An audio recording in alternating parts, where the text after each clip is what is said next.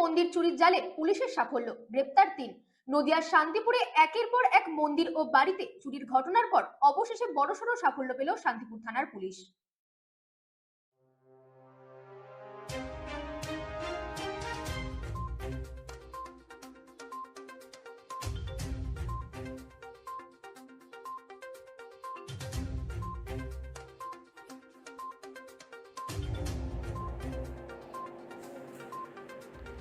নদিয়ার শান্তিপুরে একের পর এক মন্দির ও বাড়িতে চুরির ঘটনার পর অবশেষে বড়সড় সাফল্য পেল শান্তিপুর থানার পুলিশ। 500 বছরের প্রাচীন কালেশ্বর মন্দিরে চুরি থেকে শুরু করে নৃসিংহপুরে 3 ব্যবসায়ীর বাড়ির মন্দিরের চুরির ঘটনার রহস্য ভেদ করে একই চক্রে 3 সদস্যকে গ্রেপ্তার করা হয়েছে। কিছুদিন আগে শান্তিপুর পৌরসভার ভাইস চেয়ারম্যান কৌশিক প্রামাণিকের বাড়ির পার্শ্ববর্তী প্রাচীন শিব মন্দিরে তালা ভেঙে শিব মূর্তির অলংকার চুরির ঘটনা সামনে আসে। এরপর নৃসিংহপুরে এলাকার 3 ব্যবসায়ীর বাড়ির মন্দিরে পৃথকভাবে সোনার উপর গহনা ও পূজার বাসনপত্র চুরির ঘটনা ঘটে। ধারাবাহিকভাবে এই চুরির ঘটনায় তদন্তে নামে শান্তিপুর থানার পুলিশ। রানাঘাট পুলিশ জেলার পুলিশ সুপার আশিস মৌর্যের নির্দেশে বিশেষ তদন্তকারী দল গঠন করা হয়। দলে ছিলেন এসডিপিও সবিতা গোটেয়াল, সার্কেল ইন্সপেক্টর কাজল ব্যানার্জি এবং থানার ক্রাইম বিভাগের আধিকারিকরা। বিভিন্ন সিসিটিভি ফুটেজ ও সূত্রের ভিত্তিতে তদন্ত চালিয়ে গ্রেপ্তার করা হয় 2 দুষ্কৃতী আবদার শেখ ও চন্দন দাসকে। পাশাপাশি চুরি হওয়া গহনা কেনার অভিযোগে গ্রেপ্তার করা হয় সোনা ব্যবসায়ী অরুণ দত্তকে। পুলিশ জানায়, ধৃতদের বাড়ি শান্তিপুরের মেলার মাঠ ও সূত্রাগড় এলাকায়। যে সোনার দোকানে চুরি যাওয়া গহনা বিক্রি করা হয়েছিল সেটিও সূত্রাগড় এলাকাতেই। ধৃতদের কাছ থেকে উদ্ধার হয়েছে প্রায় 500 গ্রাম রূপো, 2 গ্রাম সোনা ও 100 গ্রাম একটি রূপোর হার এবং একাধিক কাঁসা পিতলের বাসনপত্র। তবে বেশিরভাগ রূপোর গহনা ইতিমধ্যেই গলিয়ে ফেলা হয়েছে বলে জানা গেছে। ধৃতদের আদালতে তোলা হবে। 7 দিনের পুলিশ হেফাজতের আবেদন জানায় পুলিশ। এদিন শান্তিপুর থানায় সাংবাদিক বৈঠক করে পুরো ঘটনার বিবরণ দেন রানাঘাট পুলিশ জেলার অতিরিক্ত পুলিশ সুপার লালটু হালদার। পুলিশ সূত্রে আরও জানা যায়, শান্তিপুরের প্রাচীন সিদ্ধেশ্বরী মন্দিরের চুরির ঘটনায় সঙ্গেও এই চক্র জড়িত থাকতে পারে। সেই দিকটিও খতিয়ে দেখা হচ্ছে এবং ধৃতদের জিজ্ঞাসাবাদ করলে নতুন তথ্য উঠে আসতে পারে বলে আশা পুলিশের। আগামী দিনে চুরি রুখতে নাইট পেট্রোলিং বাড়ানো ও আরও সিসিটিভি ক্যামেরায় বসানো এবং পঞ্চায়েত ও পৌরসভার সঙ্গে সমন্বয় করে নিরাপত্তা জোরদার করার উদ্যোগ নেওয়া হচ্ছে বলে জানালো পুলিশ প্রশাসন। Bureau report, রাতদিন news network.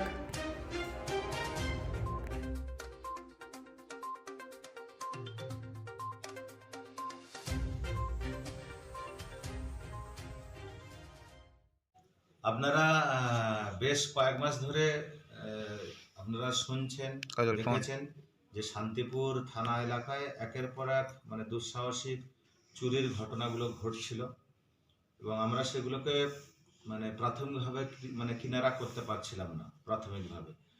তো পরপর যখন বিশেষ করে মন্দিরগুলো যেমন একদম সব টার্গেট এই মন্দিরগুলোতে এবং মায়ের যে সমস্ত গহনা আছে সেইগুলোই দেখা যাচ্ছিল বেশ কিছুদিন ধরে সেগুলো চুরি হচ্ছে। শান্তিপুর থানার পুলিশ এই ঘটনার পরেই তৎপর হয়ে উঠেছিল, কিন্তু প্রাথমিকভাবে আমরা কোনো কিনারা করতে পারছিলাম না। আমাদের রানাঘাট পুলিশ জেলার SP sir Shri Ashish Maurya sir বিশেষভাবে এই চুরির ঘটনায় তৎপর হয়ে ওঠেন এবং একটা টিম তৈরি করে দেন, যেটা আমাদের পাশেই আছেন এসডিপিও রানাঘাট সবিতা গটওয়াল, সিআই শান্তিপুর কাজল ব্যানার্জি, প্লাস আমাদের যারা পিসি পার্টি আছে। তো এই পুরো টিম এই চুরির কিনারা করার জন্য উঠে পড়ে লেগেছিল, মানে লেগে পড়েছিল। তো অবশেষে গত পরশুদিন আমরা একটা সূত্র পাই, সেখান থেকে আমরা এই আপনারা জানেন চন্দন দাস মেলার মাঠে শান্তিপুরেরই বাসিন্দা আছে, মেন অভিযুক্ত এই চন্দন দাস, তার সহযোগী আবদার শেখ, সাহেবডাঙ্গায় বাড়ি, এরও বাড়ি শান্তিপুর পিএস এরিয়ার মধ্যেই আছে।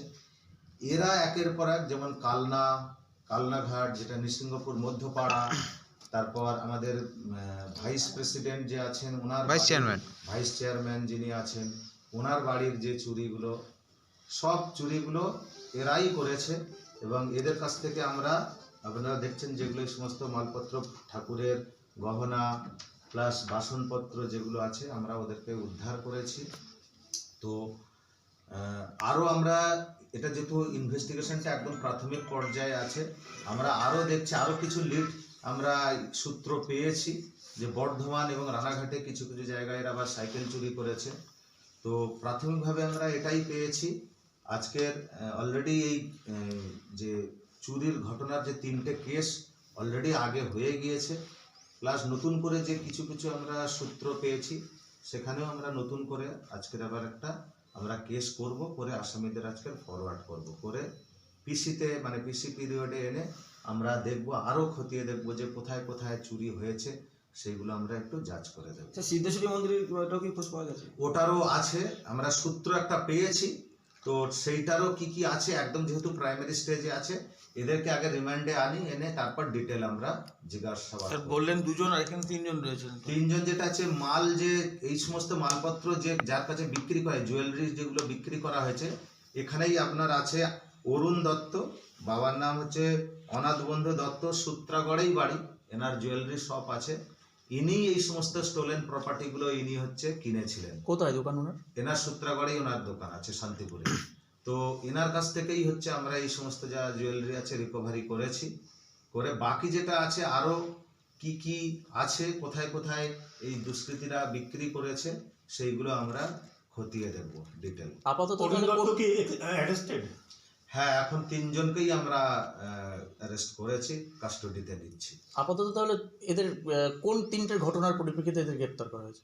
আগের যে সূত্রাগড় ওই কালনাতে, মধ্যপাড়া এবং যেটা তেলিপাড়া যেটা আছে আমাদের ভাইস চেয়ারম্যানের বাড়ির যে পূজার বাসনপত্র বা গয়না, মায়ের গয়না যেগুলো চুরি হয়েছে, সেই কেসে আপাতত এদেরকে নিচ্ছি। তারপর নতুন যে কেসগুলো সূত্রগুলো পাচ্ছি লিড স্টেটমেন্ট অনুযায়ী, সেইগুলোর বেসিসে আমরা আরও নতুন নতুন যে যে ইগুলো আসবে, কেসের ইগুলো আসবে আমাদের সামনে, সূত্রগুলো, সেই অনুযায়ী আমরা আরও যে যে জায়গার ঘটনাগুলো ঘটিয়েছে সেখান থেকে আমরা নতুন করে কেস করে এদের সঙ্গে। সিদ্ধেশ্বরী বাড়ির ক্ষেত্রেও কি এরা জড়িত? বললাম প্রাথমিক একটা লিড আমরা পেয়েছি, সেইটা যতক্ষণ না আমরা সময় একদম আপনি বলছেন প্রাইমারি স্টেজে আছে, আমরা এদেরকে রিমান্ডে নিয়ে তারপর আমরা ডিটেল জানতে পারবো। স্যার, হোপফুলি এটা সিদ্ধেশ্বরীর টেম্পলের ব্যাপারটাও বেরিয়ে যাবে। আর স্যার, এই যে যা সোনা গহনা উদ্ধার হয়েছে, পরিমাণটা কতটা এখনো পর্যন্ত? পরিমাণটা আমরা আগে গোল্ডস্মিথ আসুক, তাদের কাছ থেকে পরিমাপ করে নেব। অ্যাপ্রক্স এটা যেটা জানা গিয়েছে যে 500 গ্রাম মতো সিলভার আছে, যেটা হচ্ছে তেলিপাড়ার আছে, 2 গ্রাম মতো গোল্ড আছে, আর নৃসিংহপুরেরটাই আছে আপনার সিলভার দেখতে পাচ্ছেন, এটার ওজন অ্যাপ্রক্স আছে, যেটা এইটাতে আছে, এইটা আছে, এর ওজন যেটা আছে 100 গ্রাম মতো দেখছি। তো যেটা আমরা এটা হচ্ছে পরিমাপ করার জন্য যিনি এক্সপার্ট আছে, কোনো রেপুটেড কোনো গোল্ডস্মিথ, তার দ্বারাই আমরা এটা যা পরিমাপ করা বা অথেন্টিকেশন যা আছে সেটা আমরা।